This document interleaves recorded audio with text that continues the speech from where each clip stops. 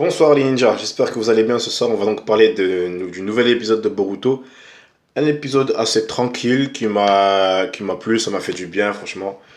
En fait c'était tranquille jusqu'à la fin de l'épisode, hein, mais bon, voyons les choses dans l'ordre. Alors tout d'abord ça commence avec Boruto, Shikadai et Mitsuki. Maintenant ils sont carrément inséparables, hein, ces trois-là, ils sont tous les jours ensemble. On voit donc que Boruto il cherche ce qu'il appelle des spectres. Alors au début de l'épisode, je me suis dit, c'est quoi ces spectres là? J'ai loupé un truc ou quoi? J'ai même remis l'épisode précédent, je me suis dit, est-ce que j'ai loupé un épisode? En fait, non, en fait, c'est Boruto qui appelle les ombres qu'il voit dans les personnes, il appelle ça des spectres. C'est original, moi j'aurais plutôt des ombres, juste dire simplement des ombres, c'était cool aussi, hein, mais Boruto il veut pas faire comme les autres. Donc il recherche des spectres dans la ville. Le gars, en fait, il cligne pas des yeux tellement il veut pas en louper un, donc il est vraiment déterminé. Et en fait, on se rend compte que la journée qu'ils ont passée à chercher des specs, c'était une journée censée être à l'école. Donc ils ont séché. Boruto, Shikadai, Mitsuki, en fait, c'est carrément des enfants normaux. Ils sont normaux. Comme, comme vous et moi quand on était à l'école ou au collège. Non, plus au collège. Moi, à l'école, je séchais pas. J'ai commencé à sécher au collège. Ben, ils sont au collège, ben, ils sèchent. Je suis sûr que vous aussi, si vous êtes encore à l'école ou au collège ou au lycée ou quoi, ben, je suis sûr que ça vous arrive de sécher aussi. Et c'est normal. Et ça montre que Boruto est normal, que Shikadai est normal, que Mitsuki est normal. Enfin, Mitsuki est un petit peu. euh, je veux pas dire qu'il est normal, Mitsuki. Il est un petit peu. Il est spécial, on va dire spécial. Il est pas bizarre, il est spécial. Donc en fait, ils ont séché et ils ont envoyé en fait une lettre à l'école, écrite par Mitsuki, pour faire semblant qu'ils étaient malades, etc. Ben, ça aussi, je l'ai fait, hein. Je sais pas pour vous, hein, mais moi, combien de fois j'ai imité l'écriture de ma mère et même sa signature pour, genre, pour pas faire mes devoirs ou pour pas pouvoir faire un contrôle ou quoi. Franchement, putain, les baffes que je me prenais à l'époque, c'était un truc de fou. Bref, donc Mitsuki, il a copié l'écriture de. Enfin, copié. Je sais pas s'il a déjà vu l'écriture d'Hinata, mais en tout cas, il a fait un mot comme si c'était Hinata. Comme quoi, c'était quoi à cause d'une maladie contagieuse, votre serviteur ne pourra pas venir à l'école ou je sais plus quoi là. Coff, coff. Quand j'ai eu coff, coff, j'étais mort de rire. Coff, coff, c'est. Quand vous lisez un tome manga, c'était souvent quand je lisais Détective Conan, moi je sais pas pourquoi. Quand je lisais Détective Conan, un tome, il était. À chaque fois que quelqu'un toussait, il était marqué coff, coff. Et je me disais dans ma tête, coff, coff. Ben, quand tu tousses, tu fais pas coff, coff. Ça fait pas coff. Je sais pas. Quand j'étais petit, je me disais des trucs bizarres, bref. Donc il est marqué coff coff sur la feuille, hein. C'est comme si. C'est comme quand tu mets ha ha ha par message, tu rigoles pas comme. Tu rigoles pas comme tu mets par message, tu rigoles pas ha ha ha. Enfin, je sais pas. Moi non, en tout cas. Enfin, je vaut même pas que vous m'entendiez vraiment rire, hein, parce que j'ai vraiment un rire de sauvage. Mais bon, en tout cas, le coff coff coff, il m'a fait rire. Et en fait, juste après, il y a une scène qui m'a fait réfléchir à une scène qui se passe après, mais je vais en venir. Donc, Boruto, Hinata et Shino, ils ont une discussion donc, pour le fait que Boruto ait séché les cours. Et donc, il dit, ouais, Boruto il dit, ouais, les adultes, vous êtes chiants, nanana, vous comprenez pas. Mais bref, il fait sa crise, hein, comme chaque enfant ferait à la réunion parents-prof. Et ce qui se passe, en fait, c'est que le clone qui est. Enfin, que ce qu'il a. Boruto, là, dans la salle, c'était un clone. Et quand j'ai vu ça, j'ai pété de rire. J'ai pété de rire, pourquoi? Parce que j'ai trouvé ça tellement insolent. Faut oser. Franchement, faut oser. Voir Boruto, enfin, un clone, devant ta mère, devant ton prof, le faire disparaître comme ça, en plein milieu d'une conversation, c'est vraiment, faut vraiment oser. Voilà, donc, la journée suivante, enfin, pourquoi je vais parler de ce truc-là, c'est juste après, hein. Donc, la journée suivante à l'école, donc maintenant ils ne sèchent plus, ils sont restés en cours. La journée sera consacrée à la recherche d'un métier. Encore une fois, c'est une très bonne chose. Donc Chino, il fait très bien son boulot. J'aurais peut-être dû avoir cours comme ça quand j'étais petit. Ça m'aurait évité de faire certains choix, mais bon, ça on s'en fout.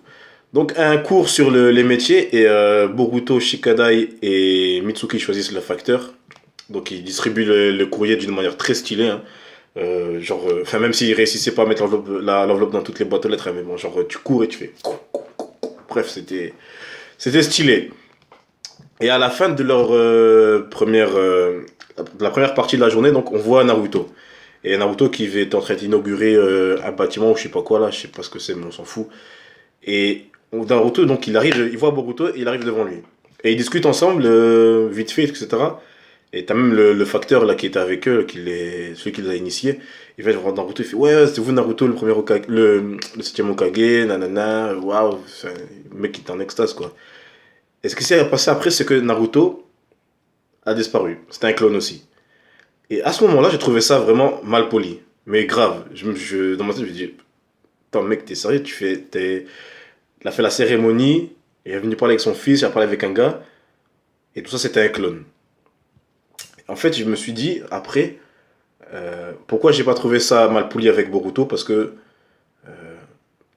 c'est un enfant, je crois. Et là, je me dis, Naruto, c'est un Hokage. euh, Il y a genre une image à tenir, et je me suis dit, si tu discutes, là, je sais plus parler. Si tu discutes avec un clone, c'est-à-dire que t'as pas le temps de, de la vraie personne. Mais je sais, Naruto c'est le Hokage, il a pas que ça à faire, il y a plein de trucs à faire, donc il travaille jour et nuit, etc. Mais c'est pas le fait sur Naruto que je reste là. C'est pas parce que c'est Naruto que je dis ça.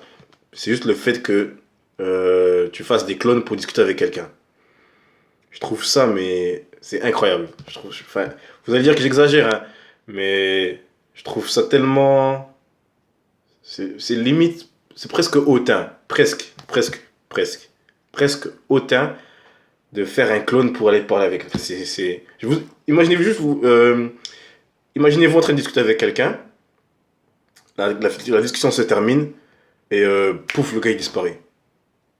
Ensuite, tu te rends compte que le gars en fait il était au cinéma avec quelqu'un d'autre. Enfin, la vraie personne était au cinéma avec quelqu'un, avec une pote ou une meuf ou un gars, ou genre il dormait ou il faisait quoi que ce soit. Genre il a dû faire un clone pour discuter avec vous, et une fois qu'il a fini, hop, plus besoin. Et la vraie personne, genre elle est occupée à faire des choses plus importantes que parler avec vous. Moi je serais vexé. Et quand j'ai vu Boruto après partir en courant vers Mitsuki et Shikada, je me suis pensé qu'elle allait péter un peu sur Naruto en disant ouais, il fait toujours des clones, il prend pas le temps de venir me voir lui-même, etc. Moi je me sentirais grave vexé. Je me sentirais grave vexé. Même Boruto, apparemment, il a l'habitude. Parce que Naruto, bah, je me demande en une semaine combien de fois il voit le vrai Naruto. Ça doit pas être beaucoup, hein. Mais bon, voilà. Moi je trouve ça vexant de voir quelqu'un parler avec un clone. Je sais pas pour vous, hein, moi je trouvais ça vexant. Et je dis pas, encore une fois, je dis pas ça parce que c'est Naruto, hein. Je dis pas ça parce que c'est Naruto ou Boruto, vraiment. Mais moi je trouve ça. Enfin, peu importe que ce soit quelqu'un d'autre ou quoi, mais je trouve ça vexant. Voilà, qu'est-ce que j'allais dire encore? Ah ouais. Après, donc après cette petite discussion avec Naruto, ben, ils finissent de distribuer le courrier, etc. Et la journée se termine là-dessus. On se termine là-dessus. Maintenant, ça c'était la partie calme de l'épisode. Enfin calme. La partie normale, on va dire. Ils vont à l'école, ils se font disputer par leurs parents, etc. Donc c'est une journée normale. Je saute directement à la partie intéressante. La partie où on voit, pas la partie où on voit Chocho qui pète un plomb parce qu'elle porte ses chips, hein. Ça m'a fait péter de rire encore une fois. Chocho, je l'adore. Je l'adore. D'ailleurs, je savais pas qu'on pouvait envoyer des chips par la poste. Ça existe que dans Naruto, ça? D'ailleurs, le fait qu'il y ait la poste Naruto, ça m'a fait bizarre aussi, hein. J'ai discuté avec mon frère tout à l'heure.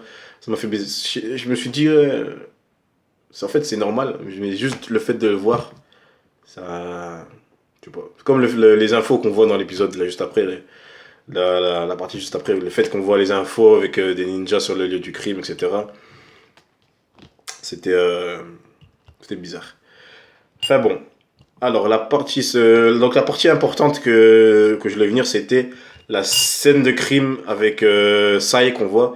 Et je me suis posé quand même une ou deux questions. Alors première question. Il y a deux personnes qui ont été agressées là à ce moment-là. D'après ce que j'ai cru comprendre, il y a un gars qui maîtrise le Mokuton qui est venu agresser une autre personne pour lui voler son chakra. Et le résultat de cette agression, c'était que le parc entier a été détruit. Le parc entier. Alors, soit les villageois de Konoha savent tous maîtriser le ninjutsu et le taijutsu, soit le gars il est venu, il a volé le chakra de la victime et il s'est amusé à détruire le parc lui-même. Parce que le gars, ça n'a pas l'air d'être quelqu'un qu'on connaît déjà, on ne connaît pas. Ça n'a pas l'air d'être un ninja non plus. Ça a l'air d'être un random civil, quoi. Et là, je me suis dit, ouais, comment ça s'est passé? Vraiment, comment ça s'est passé? Enfin bref, donc comme je viens de dire, Sai a découvert que L'auteur de ces agressions, c'était une personne qui maîtrisait le Mokuton et qu'il collectait du chakra pour, soi-disant, pour des armes militaires. Donc il avait dit que c'était un petit peu la racine qui travaillait là-dessus avant, et comme lui aussi faisait partie de la racine, comment se dire, c'était avant Shippuden. Ouais, c'était entre Naruto et Naruto Shippuden, c'est là que Sai a entré dans l'embout. Non, pas dans l'embout, dans la racine. Et donc il connaît quelques trucs. Et il a déduit rapidement que c'était des personnes qui faisaient partie des anciennes expériences qui visaient les cellules de Hashirama. Pourquoi il travaille sur les cellules de Hashirama? Tout simplement parce que Hashirama, le premier Hokage, le fondateur de Konoha avec son frère, je sais plus comment il s'appelle son frère, c'est si pas un des ninjas les plus forts du monde, encore actuellement. Donc le gars, il y a eu 7 Hokage, hein. Il y a 7 Hokage, et c'est encore sur les cellules du premier Hokage qu'on travaille. Donc c'est pour vous dire à quel point le gars était fort. Moi, je dirais que... J'ai envie de dire que Madara est plus fort que lui, mais ça, c'est mon avis personnel. Moi, je préfère largement Madara que Hashirama, mais on va pas débattre là-dessus, hein. C'est comme Goku, Vegeta ou Naruto et Sasuke. Ça, c'est chacun aime qui il veut. Donc ils veulent tout simplement... Enfin, ils travaillaient sur les cellules de Hashirama, et apparemment, une des personnes qui travaillait là-dessus a réussi à maîtriser le Mokuton, et grâce à ses nouvelles capacités, il agresse des random personnes, hein. Parce qu'il n'y a pas de... Il n'y a pas de point commun entre les victimes, à part le fait qu'ils soient tous de Konoha. Il attaque tout le monde pour leur voler leur chakra. Et ils ne savent pas vraiment pourquoi. À part qu'il y avait des trucs militaires, etc. avant, donc, mais je sais pas si c'est en rapport avec ça aussi. Moi, en tout cas, ça me fait penser à l'Akatsuki. L'Akatsuki, en fait, quand il volait le bijou à la terre des Jinchuriki, c'était pour voler le chakra du bijou, pour ressusciter Jubi. Donc il avait besoin de chakra de tous les bijoux pour ressusciter Jubi. Maintenant, est-ce que la personne qui vole le chakra ne fait pas ça pour une entité? Une sorte de... ou un démon, ou une chimère. Pourquoi pas une chimère? Rappelez-vous la, l'épisode qu'on avait vu là, c'était avec qui? Je crois que c'était le gars qui fait la déléguée là. J'ai plus son prénom. Boruto, il avait sorti un parchemin, et le parchemin, il avait sorti une bête énorme qui ressemblait à une chimère. Est-ce que ce serait pas une version petite ou bébé, on va dire, de l'entité que le gars voudrait ressusciter? Ce serait pas mal. Mais à quoi ça servirait à part détruire le village? Et sinon, pourquoi détruire le village, hein? Je sais pas, tu détruis pas un village gratuitement pour ça. Je pense que tu détruis un village si tu as vraiment des raisons vraiment, vraiment importantes. Orochimaru, il avait ses raisons, Sasuke avait ses raisons, Pain, il avait ses raisons. Enfin, vous connaissez la suite. Donc, je pense pas que ce soit... Enfin, je pense vraiment pas que ce soit une bête. Enfin, il y a une petite partie de ma tête qui pense que ce soit une bête pour détruire ou faire les trucs de méchants. Les méchants, on va pas vraiment les comprendre. Ou une autre qui dirait que c'est juste pour ressusciter un quelconque ancienne entité pour des rituels ou je sais pas quoi. Enfin, je sais pas trop. Donc il y a Naruto, Sai et Shikamaru donc, qui sont penchés là-dessus. Et j'aurais bien aimé voir un peu plus de personnes, un peu plus de ninjas de l'ancienne génération qui s'en occupent.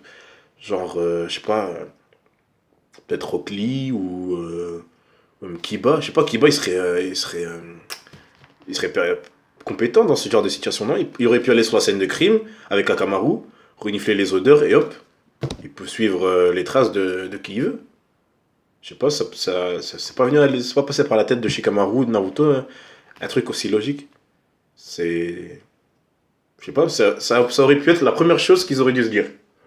Genre, oh, on est sur une scène de crime, ok, on cherche d'abord des preuves, on fait des photos, et après, qu'est-ce qu'on fait? On cherche les coupables. Et comment on cherche les coupables? En suivant les traces. Donc, qu'est-ce qu'il faut? Renifler les odeurs, regarder les traces de pas, etc. Et qui est la meilleure personne pour faire ça? Kiba et Akamaru, tout simplement. Ou même peut-être Shino avec ses insectes, hein, je sais pas, il peut en mettre partout et qui surveille le village comme des caméras. Enfin, je sais pas. Moi, je trouve ça logique qu'ils auraient dû parler de Kiba. Enfin bon, je viens de parler de Shino et en fait, il y avait quelque chose que je voulais vous dire à propos de lui. C'était la discussion qu'il avait eue avec Hinata juste après que Boruto ait quitté la pièce comme un thug. Quand Shino a dit à Hinata, est-ce que tu as parlé à Naruto du fait que son fils sèche les cours? Et Hinata a dit non, j'ai pas envie de le déranger avec ça parce qu'il a beaucoup de travail. Et il y a une phrase que Shino a dit juste après qui est très importante et qui m'a fait vraiment plaisir, c'est il faut que tu le dises à Naruto parce que avant d'être le septième Hokage, Naruto est le père de Boruto. Naruto est le père de Boruto avant d'être le septième Hokage. Et ça, c'est important. Et ça, c'est très important. Parce qu'il ne faut pas négliger ses devoirs de père au profit du village. Naruto, il doit savoir faire la part des choses. Limite, il devrait faire passer son fils avant le village. Même sa famille. Je sais que c'est difficile, il ne pourrait pas gérer les deux, etc. Mais la vie de famille, c'est plus important que le reste. Il est amoureux d'Hinata, il s'est marié avec elle, même si je n'approuve pas du tout. Enfin, j'approuve le couple. J'approuve Hinata complètement, mais je n'approuve pas la manière dont Naruto s'est mis en couple avec elle. Voilà, c'est tout. Et il a engendré 2 enfants. Boruto a la chance de croiser Naruto de temps en temps dans le village, mais je veux même pas savoir, Imawari, combien de fois elle a vu Naruto depuis, dans la semaine. Combien de fois elle a vu Naruto dans la semaine.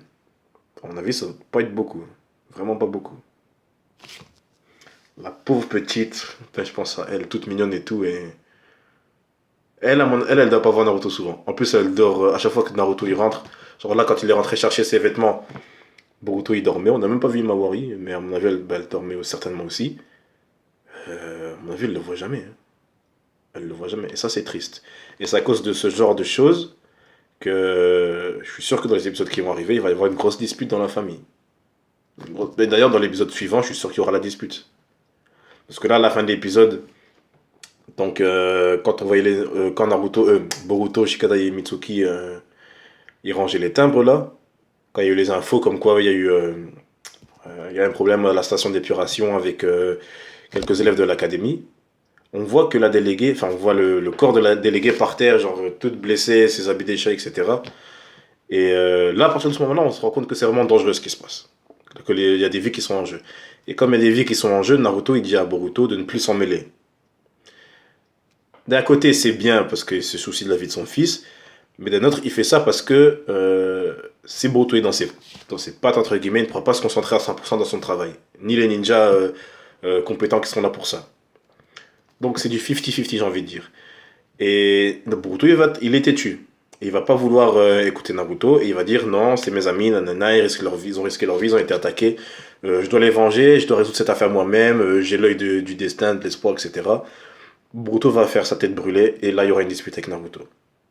Je suis sûr. Ça m'attriste de dire ça, mais là va éclater la première dispute entre père et fils de Naruto et Boruto. Voilà. Et d'ailleurs, dans le preview qu'on voit dans l'épisode suivant, on voit Sakura en train de soigner la fameuse déléguée là. Et en fait, c'est bien qu'on n'ait pas vu Sakura depuis le début. Enfin, c'est bien dans un sens où ça montre qu'elle est occupée.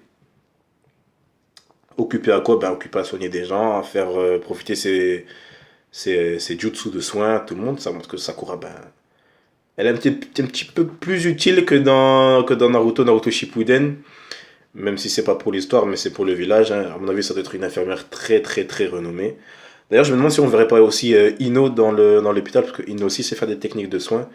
Mais comme la mère de Ino, elle tenait un magasin de fleurs, je sais pas si elle travaille plus à l'hôpital ou bien en tant que fleuriste, je sais pas. Mais en tout cas, on va voir Sakura. Je la porte pas dans mon cœur, mais ça va me faire plaisir de la voir, parce que Sakura, comme tous les autres, fait partie de l'ancienne génération avec qui j'ai grandi. Voilà. Je n'ai rien d'autre à rajouter. Non, non, non, non, non. Je n'ai rien d'autre à rajouter. Si ce n'est que plus les épisodes avancent, plus on entre dans un arc, j'ai envie de dire. Même si l'arc, ça a commencé à l'épisode 1. Même si on rentre dans la partie sombre de l'arc. Là, il y a eu les agressions, etc. Maintenant, on a quelqu'un de blessé gravement. Même si on sait qu'elle va pas mourir, hein. C'est impossible qu'un tel personnage meure dans le tout début des épisodes, hein. C'est impossible. Donc on sait qu'elle va mourir. Mais en tout cas, c'était dangereux. Donc on verra ce qui se passe dans les épisodes suivants. On verra comment Naruto et Boruto vont réagir. Mais ça va pas être beau. Ça va pas être beau et je vais être triste. Je vais être triste. Voilà, donc je termine là-dessus. Je vais un petit peu me faire du bien. Putain, j'adore boire du thé. Vous avez déjà montré ma tasse One Piece? Elle tue, hein. J'ai une tasse Zelda, une tasse One Piece, une tasse Game of Thrones, j'ai une tasse Peach, mais c'est pas moi. Une tasse Peach, c'est à ma petite sœur. J'ai une autre tasse One Piece. Mais pourquoi je vous dis ça? Vous vous en foutez en fait. Ouais. Moi j'ai beaucoup de tasses, j'aime bien collectionner les tasses. Mais vous vous en foutez quand même. Enfin bon, voilà. Je vais finir mon thé. Je vais dormir. Parce qu'il est tard. Demain, il y en a qui travaillent. Voilà. Je vous souhaite à tous une bonne nuit. Pour ceux qui dorment maintenant. Une bonne journée si vous regardez la vidéo demain matin. Une bonne après-midi si vous la regardez dans l'après-midi. Je vous souhaite une bonne douche si vous allez prendre une douche maintenant. Et bon appétit si vous allez manger. Voilà. Je pense que j'ai fait le tour. Allez, ciao tout le monde!